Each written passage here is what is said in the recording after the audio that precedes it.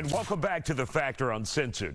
A transition from trading the hustle and bustle of a big city to the quiet suburbs can be difficult for some, even downright depressing, despite all of the allure and benefits of those shopping centers and big homes in the suburbs. People living in those areas are at a greater risk for becoming, get this, depressed. One of the reasons that we're told suburban areas can cut people off from socializing and building a community of friends who are like-minded. You're kind of stuck with making friends with whoever you live by in the suburbs. Joining me now to talk about it, co-founder and CEO of Heist Agency, David Anderson, and realtor Jay Bradley. So you guys know about the nightlife in Houston, about the hustle and bustle of the big city.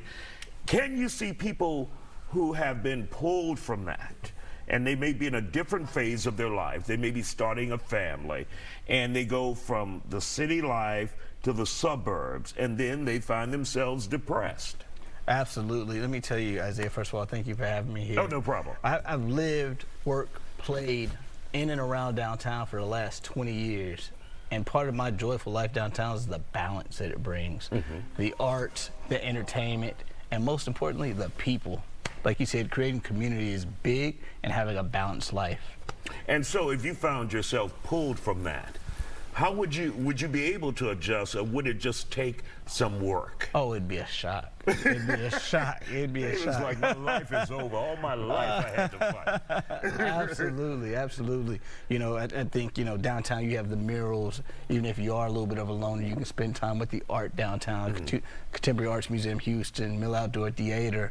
On the entertainment side, we have some of the best food downtown, some of the finest DJs downtown. And on the people side, like I said, I've lived within a 2.5-mile radius of downtown city center for the last 20 years, and the highlight was living in a high-rise where we had a text message group of 30+ people that continue to conversate, and I don't even live there anymore. So, yeah, absolutely, it's all about the community and living downtown. And Jay, how difficult, and because you're in the real estate industry, how difficult is it making that transition from going from downtown, the epicenter of a city, to the suburbs, where you may not know anybody, and you have to make friends with who may be there?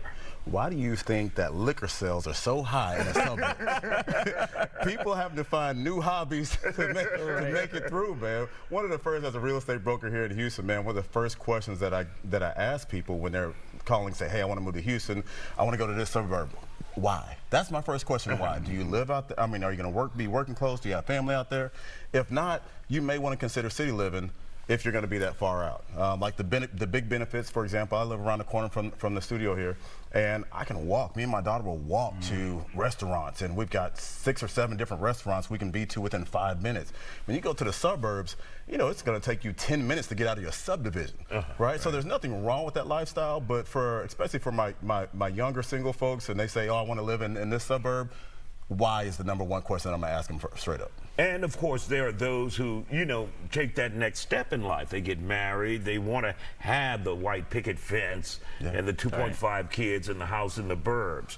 But when they get there, what would be your suggestion for them to adjust in order to stay there without losing their damn minds? Liquor sales, like I said. You know what? I think the biggest thing is to adapt and find people that are of like mind, right? So if you like to go to museums, like you were saying, then find people that you can come into the city with and go to the museums. But just find those things that are close by. Every you know, there's all kinds of arts. It might be at a civic center versus the hobby center, but there's all kinds of things that you can do in the suburbs, and really just tapping into your community, getting with the local chamber, figuring out these things. If you're going to be out there in the suburbs and you know, grab a wine or two, those little wine koozies are a great idea. Also, matter of fact, I think I'm going to start putting that in my closing gifts when people go out to the suburbs. Get the little wine hat with the 2 wine bottle thing, where they can do that. But there's always ways to solve. But at the end of the day, if you're moving out there for the great schools, which is a beautiful thing about living out in the suburbs, living out there for walking trails and all those things, it's a great benefit, but you might have to have some alcohol. As much as I'd love to toast to Jay's suggestion coming from the bar industry, I think one of the things Jay hit on the head was it's about creating community, right?